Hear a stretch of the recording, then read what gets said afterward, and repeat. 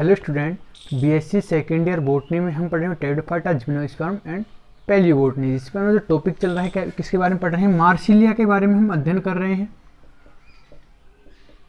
तो मार्सिलिया में अपना टॉपिक चल रहा है क्या भाई, रिप्रोडक्शन, जनन। इससे लास्ट क्लास में हमने पढ़ा है कि भाई जो मार्सिलिया होते हैं इसमें एक कायिक जनन पाया जाता है, दूसरा जो बीजाणुओं द्वारा जनन पाया जाता है। इसके बाद हमने पढ़ा कि जो बीजाणुओं का जो निर्माण होता है कहाँ होता है, बीजाणुधानी में होता है। तो आज अपना जो टॉपिक है यह है बीजाणुधानियाँ, और जो बीजाणुधानियों का जो परिवर्धन होता है वो किस प्रकार से होता है। तो टॉपिक अपना आज का है क्या, बीजाणुधानी का परिवर्धन।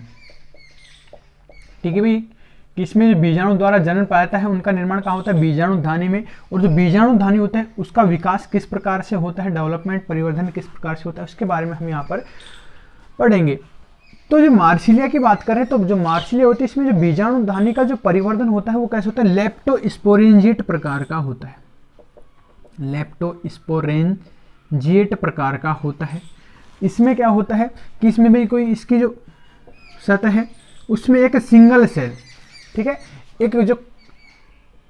एक सतही कोशिका, सरफेस की एक सिंगल सेल क्या करती है, विभाजन लेती है, या हम कह सकते हैं वो सतही कोशिका बीजाणुधानी प्रारंभिक का कार्य करती है। कोई सीधी सी बात है कि जो बीजाणुधानी का जो निर्माण होगा उसके लिए कोशिका होगी, और जो कोशिका होती है क्या होती है, बीजाणुधानी प्रारंभिक कहलाती है।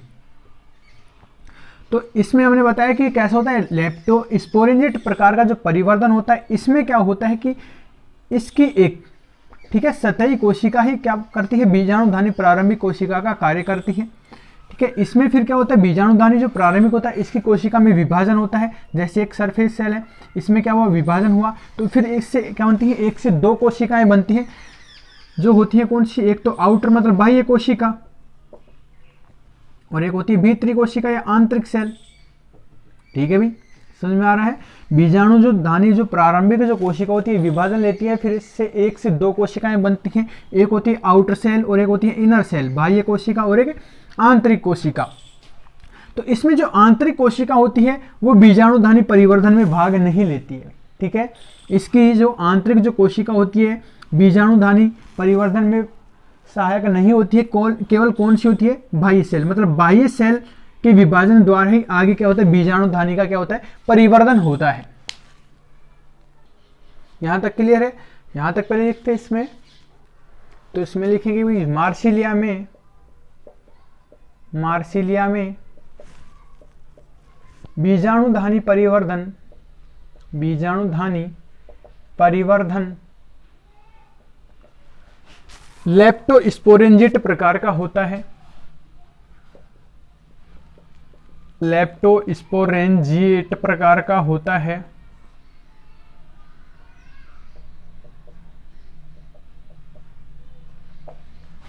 ठीक है, इसकी एक कोशिका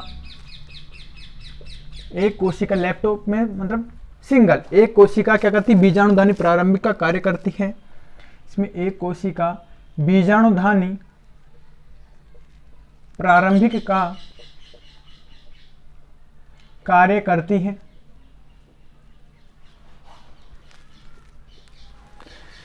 ठीक है, उसमें फिर क्या होता है, बनाया था डायग्राम जिसमें क्या होता है, एक विभाजन होता है, कौन सा, अनुप्रस्थ विभाजन होता है, एक से दो कोशिकाएं बनती हैं। तो बीजाणुधानी प्रारंभिक कोशिका अनुप्रस्थ विभाजन द्वारा एक बाह्य कोशिका व एक भीतरी कोशिका बनाती है। एक बाह्य कोशिका व एक भीतरी कोशिका बनाती है।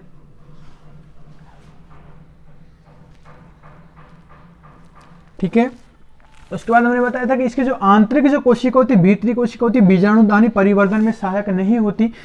कौन सी होती है, बाह्य कोशिका होती है। आंतरिक कोशिका परिवर्धन में भाग नहीं लेती है। बीजाणुधानी परिवर्धन में भाग नहीं लेती है।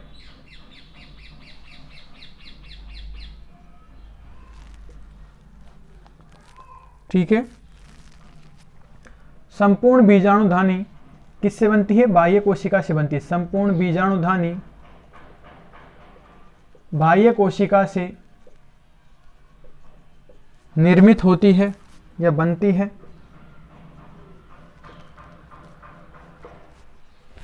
यहां तक क्लियर है भाई? इसके बाद बाह्य कोशिका में तीन उत्तरोत्तर विकर्ण विभाजनों द्वारा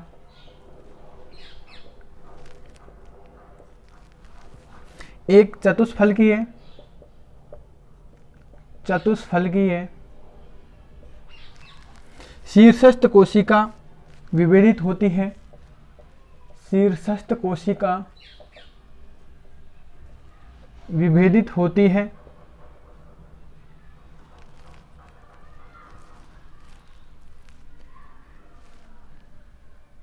जिससे बीजाणुधानी का व्रंत बनता है। बीजाणुधानी का व्रंत बनता है। ठीक है। उसके बाद शीर्षस्थ कोशिका परिणतिक विभाजन द्वारा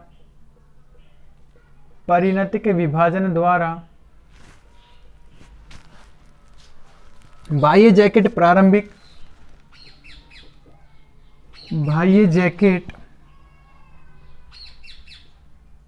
प्रारंभिक तथा भीतरी अंदर की तरफ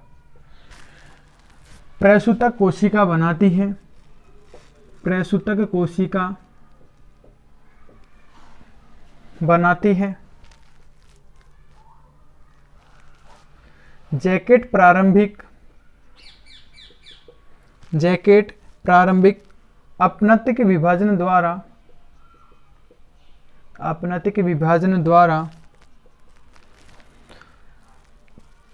टैपिटल इनिशियल या टैपिटल प्रारंभिक तथा भीतरी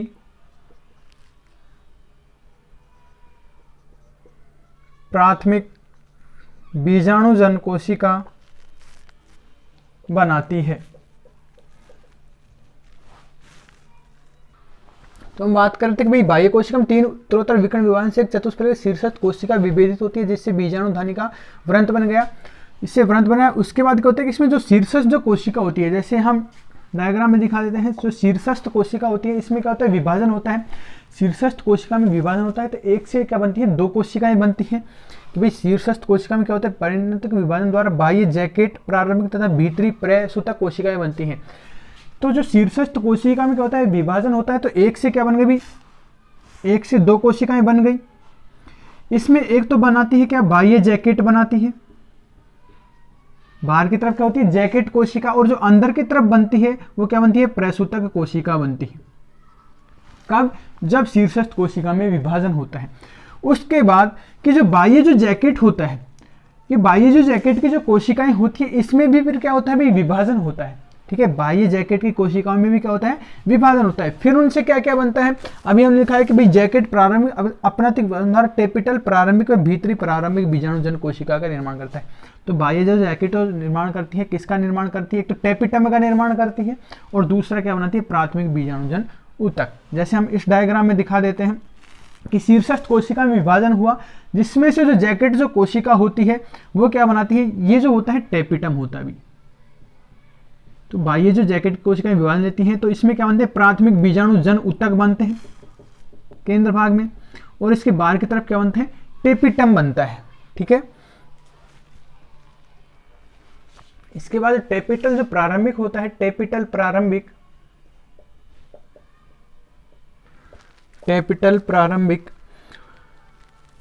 परिणतिक व अपनतिक विभाजन द्वारा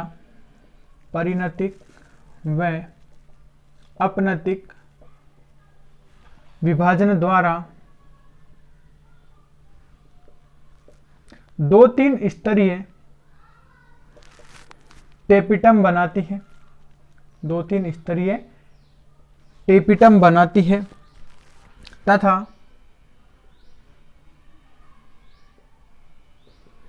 प्राथमिक बीजाणुजन कोशिकाएं, प्राथमिक बीजाणुजन सेल्स क्या बनाती है, लगभग 8 से 16 है बीजाणु मात्र कोशिकाएं, बीजाणु मात्र सेल्स का निर्माण करती हैं। ठीक है, प्रत्येक बीजाणु मात्र कोशिका,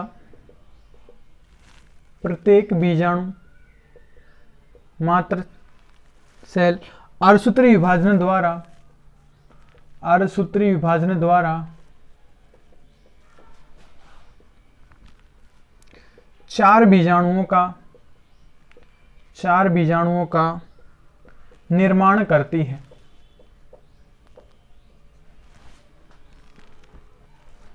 अभी तक डायग्राम में देखते हैं कि ये क्या हो गया, जैसे टेपिटम प्रारंभिक और प्राथमिक बीजाणुजन उत्तक हो गए। तो इसमें जो टेपिटम जो प्रारंभिक होता है इसमें क्या होता है, विभाजन होते हैं और फिर क्या बनता है, ये लगभग 2 से 3 स्तर, जैसे हमने एक बना रखा, जैसे इसमें बात करते हैं इस प्रकार से 2 से 3 स्तर क्या बना देता है, टेपिटम का बना देते हैं। तो यही लिख रखा है कि इसमें 2-3 स्तर टेपिटम बनाती है, कौन, टेपिटम प्रारंभिक बनाती है। यहाँ तक क्लियर है।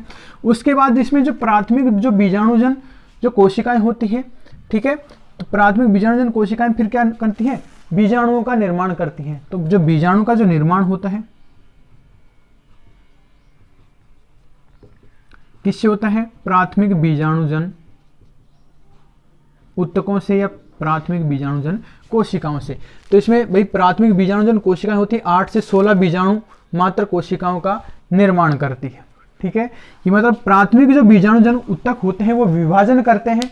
ठीक है, प्राथमिक बीजाणुजन उत्तक क्या करते हैं, विभाजन लेते हैं और फिर ये निर्माण करते हैं किसका, बीजाणुजन मात्र कोशिकाओं का, बीजाणुजन मात्र कोशिकाओं का निर्माण करते हैं और इनकी जो संख्या होती है लगभग कितनी होती है, 8 से 16 पाई जाती है। उसके बाद जो बीजाणुजन जो मात्र जो कोशिकाएं होती हैं इसमें भी फिर क्या होता है, अर्धसूत्री विभाजन पाया जाता है। और जो प्रत्येक जो बीजाणुजन जो मात्र कोशिका होती है, भाई जो एक सिंगल जो सेल होती है, सिंगल बीजाणुजन मात्र कोशिका होती है, इसमें अर्धसूत्री विभाजन होता है, जिसमें से फिर क्या बनते हैं, 4 अगुणित बीजाणुओं का निर्माण होता है। ठीक है, यहां तक क्लियर है। ये होगी बीजाणुधानी परिवर्धन की बात। उसके बाद हम देखते हैं कि इसमें दोनों होती है, गुरु बीजाणुधानी और लघु बीजाणुधानी। तो सबसे पहले बात करते हैं इसमें गुरु बीजाणुधानी की। तो गुरु बीजाणुधानी में एक बीजाणु मात्र कोशिका को छोड़कर, एक बीजाणु मात्र कोशिका को छोड़कर शेष विघटित हो जाती हैं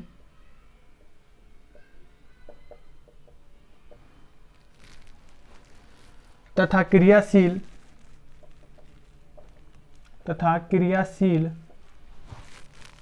गुरु बीजाणु मात्र कोशिका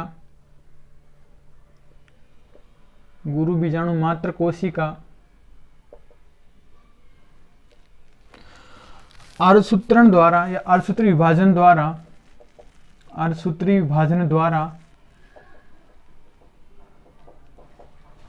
4 गुरु बीजाणु बनाती है।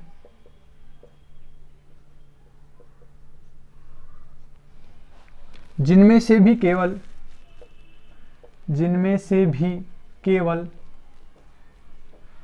एक जीवित रहती है, एक जीवित रहती है। तो भाई बीजाणुधानी परिवर्धन हो गया। उसके बाद बात करते हैं उसमें किसकी, गुरु बीजाणुधानी की। तो गुरु बीजाणु जो धानी होती है इसमें क्या होता है, बीजाणु मात्र कोशिकाओं का निर्माण होता है। तो जो गुरु बीजाणुधानी के अंदर जो बीजाणु मात्र जो कोशिकाएं होती हैं उनमें से केवल एक कोशिकाएं क्या रहती है, भाई जीवित रह पाती है, बाकी की जो सभी कोशिकाएं क्या होती हैं, नष्ट हो जाती हैं। और जो एक जो गुरु बीजाणु जो कोशिका होती है फिर उसमें क्या होता है, अर्धसूत्री विभाजन होता है और अर्धसूत्री विभाजन से उसमें से 4 क्या बनते हैं, गुरु बीजाणु बनते हैं। क्या बनते हैं, 4 गुरु बीजाणु बनते हैं। और जो 4 गुरु बीजाणु बनते हैं उनमें से भी केवल एक ही क्या रहता है, जीवित रहता है। बाकी के जो 3 जो गुरु बीजाणु होते हैं वो क्या होते हैं, नष्ट हो जाते हैं। जिसकी स्ट्रक्चर हमने यहाँ दिखा रखी है भाई, गुरु बीजो बीजाणु धानी होती है, इसमें केवल एक ही क्या होता है, गुरु बीजाणु होता है, बाकी के क्या होते हैं, नष्ट हो जाते हैं।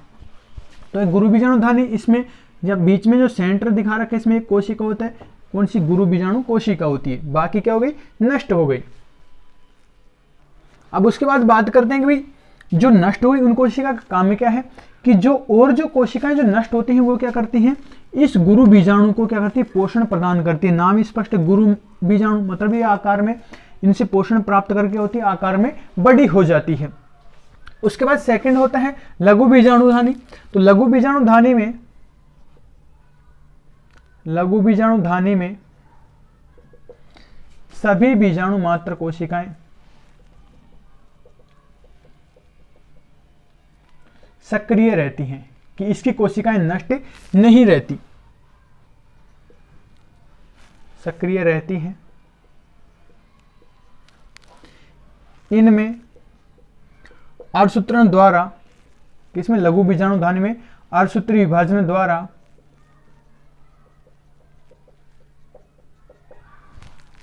क्या लगभग 32 से 64 लघु बीजाणुओं का निर्माण होता है, लघु बीजाणुओं का निर्माण होता है।